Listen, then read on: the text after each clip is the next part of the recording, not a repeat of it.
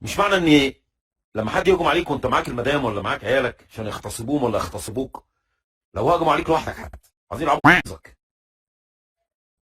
مش معنى ان انت ضعيف بنيانيا ولا تستطيع المقاومه وهم عددهم كتير ان انت تركع ولا توطي وتفلقس وهم يلعبوا في يعني عشان انت ضعيف ومش يا عم انت هتعمل لهم ايه يا عم؟ يا عم فلقس بقى وهي فتحت وخلاص. ولو معاك المدام يا عم اركب يا عم بس بالراحه عليها ما تعورهاش، وهتيجي المدام هتتشطف وتاخد لها كام يوم عبال ما الصدمه ونبان عليها نفسيا.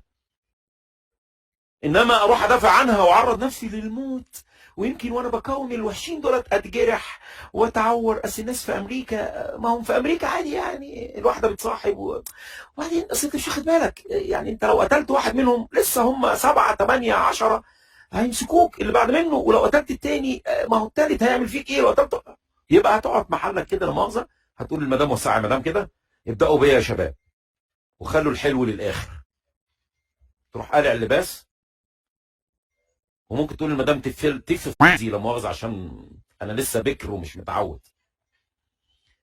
هو ده يا فندم البحث عن المبررات. اصل القوى العالميه، اصل في ظلم مش عارف فين، يا عم انا مالي العالم كله ابن ميخه، العالم كله فاجر وابن ميخه، كله فاسد. هل معناها ان انا لازم استسلم اخد فضيلتي؟ ده مصيبه، انت مش واخد بالك. استسلامك يعني خسارتك للدنيا والاخره. ايه ده؟ باجي صابر بيتكلم عن الاخره اللي لسه بيقول ومش والله العظيم